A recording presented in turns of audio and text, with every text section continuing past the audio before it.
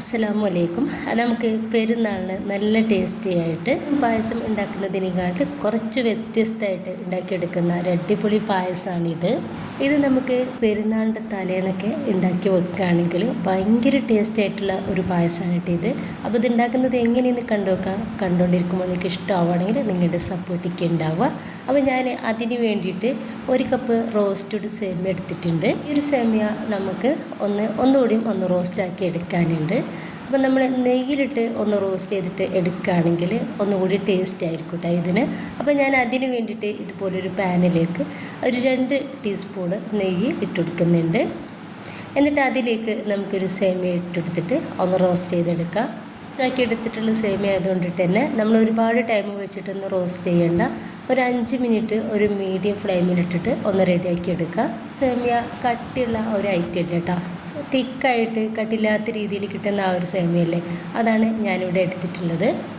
ഇപ്പോൾ ഈ ഒരു സേമിയ നന്നായിട്ട് ചൂടായിട്ട് റെഡിയായിട്ട് കിട്ടിയിട്ടുണ്ട്. ഇത്രയും മതി കേട്ടോ. ഇത്രയും ആയിക്കഴിഞ്ഞാൽ നമുക്കിതൊന്ന് മാറ്റി വെക്കാം. ഇപ്പം ഞാൻ ഒരു സോസ് പാനിലോട്ട് 3 കപ്പ് നല്ല കട്ടിയുള്ള പാലാണ് ഒഴിച്ചെടുക്കുന്നത്.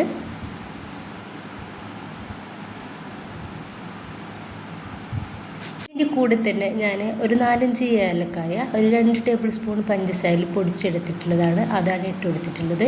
ഈ ഒരു പാല് നമ്മൾ വെക്കുമ്പോൾ തന്നെ അതിൻ്റെ കൂടെ തന്നെ ഈ ഒരു ഏലക്കായ ഒന്നെങ്കിൽ ചതച്ചിട്ടോ അല്ലെങ്കിൽ പഞ്ചസാരയിലിട്ടിട്ട് പൊടിച്ചെടുത്തിട്ടോ ഇട്ട് കൊടുക്കാവുന്നതാണ്. ഇനി ഈ ഒരു പാല് നമുക്കൊന്ന് നന്നായിട്ടൊന്ന് തിളപ്പിച്ചിട്ടെടുക്കണം. നന്നായിട്ട് തിളപ്പിച്ചതിൻ്റെ ശേഷം നമുക്കിതിലോട്ട് സേമിയ ഇട്ട് കൊടുക്കാം.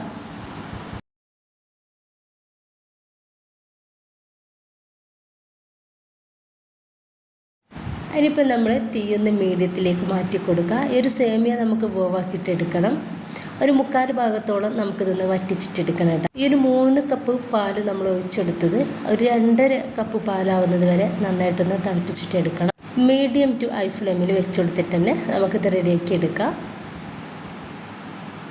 ഇടയ്ക്കൊന്ന് നമ്മളിതൊന്ന് മിക്സാക്കി കൊടുത്താൽ മാത്രം മതി. ഇതിൻ്റെ ഒപ്പം നമുക്ക് നിൽക്കേണ്ട ആവശ്യമൊന്നുമില്ല. ഇടയ്ക്കൊന്ന് മിക്സാക്കി കൊടുക്കുക.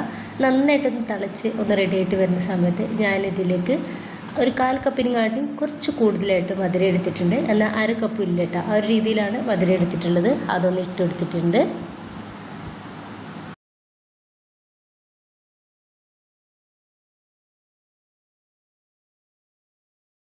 കാൽ ഭാഗത്തോളം വറ്റി വന്നിട്ടുണ്ട്. നിങ്ങൾക്ക് ആ സൈഡൊക്കെ നോക്കുമ്പോൾ തന്നെ മനസ്സിലാവുന്നുണ്ടാവും. അപ്പോൾ ഇതാണ് അതിൻ്റെ ഒരു കറക്റ്റ് എന്ന് പറയുന്നത് കേട്ടോ. ഇനിയിപ്പോൾ നമുക്ക് ഇതിലേക്ക് വേറെ 1-2 കാര്യങ്ങൾ ചെയ്തെടുക്കാനുണ്ട്. അപ്പോഴാണ് നമ്മുടെ ഒരു സേമിയ പായസം നന്നായിട്ട് ടേസ്റ്റ് ഉണ്ടാവുക. ഈ ഒരു സമയത്ത് നമുക്ക് ഇതൊന്ന് മാറ്റി വെക്കാം. എന്നിട്ട് ഞാനിതാ ഒരു പാൻ അടുപ്പത്ത് വെച്ചെടുത്തിട്ടുണ്ട്. ഇതിലേക്ക് ഒരു 1/2 കപ്പിനെക്കാട്ടും കൂടുതലായിട്ട് പഞ്ചസാര എടുത്തിട്ട് അതൊന്ന് പാനിലേക്ക് ഇട്ടുകൊടുക്കുകയാണ്. നമുക്കൊരു പഞ്ചസാര കാരമൽ ചെയ്തെടുക്കണം. മീഡിയം ഫ്ലെയിമിലേക്ക് മാറ്റി കൊടുത്തിട്ട് നമുക്കൊരു പഞ്ചസാര കാരമൽ ചെയ്തെടുക്കാം.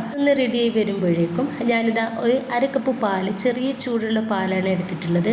അതിലോട്ട് ഒരു 1/4 കപ്പ് പാൽപ്പൊടി ഇട്ടെടുത്തിട്ട് നന്നായിട്ടൊന്ന് മിക്സാക്കി എടുക്കുക. പാൽപ്പൊടി എന്തായാലും നിങ്ങൾ ചേർത്ത് കൊടുക്കുക. അതൊരു 1/2 കപ്പോ 3/4 കപ്പോ ആയാലൊന്നും കുഴപ്പമില്ല.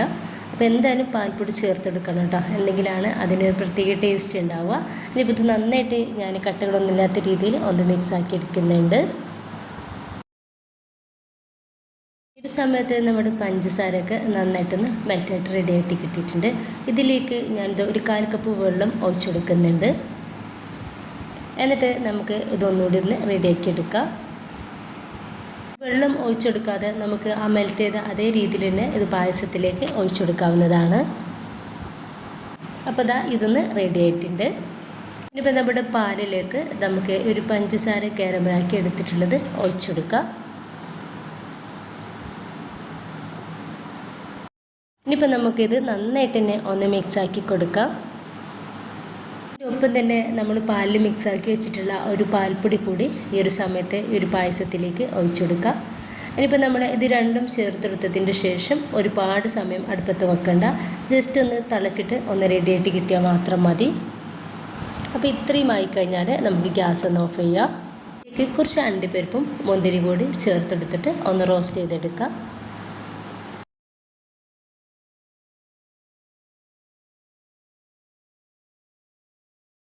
ഇനിയിപ്പോൾ നമ്മുടെ ഒരു പായസത്തിലേക്ക് അത് നമുക്കത് ഒഴിച്ചെടുക്കാവുന്നതാണ്. ഈ ഒരു പായസം നമ്മൾ സാധാരണ ഉണ്ടാക്കിയെടുക്കുന്നതിനേക്കാളും കുറച്ച് വ്യത്യസ്തമായിട്ടാണ്. നല്ല ടേസ്റ്റുമാണ് ഇത് കഴിക്കാൻ വേണ്ടിയിട്ട്. ഇത് പെരുന്നാളിനൊക്കെ നമുക്ക് തലേന്ന് തന്നെ ഒന്ന് റെഡിയാക്കി വെക്കുകയാണെങ്കിൽ ഒന്നുകൂടി ടേസ്റ്റ് ഉണ്ടാവും കേട്ടോ. സ്റ്റോർ ചെയ്ത് വെക്കാൻ വേണ്ടിയിട്ട് പറ്റിയ ഒരു അടിപൊളി പായസം തന്നെയാണ് ഇത്. തലേന്ന് നമ്മൾ റെഡിയാക്കി വെക്കുകയാണെങ്കിൽ നമുക്ക് രാവിലെ കാര്യങ്ങളൊക്കെ ഈസി ആയിരിക്കും. എല്ലാവരും ഉണ്ടാക്കി നോക്കാം. നിങ്ങളുടെ അഭിപ്രായങ്ങൾ അറിയിക്കുക. ഇൻഷാ അല്ലാഹ്. ഓക്കെ.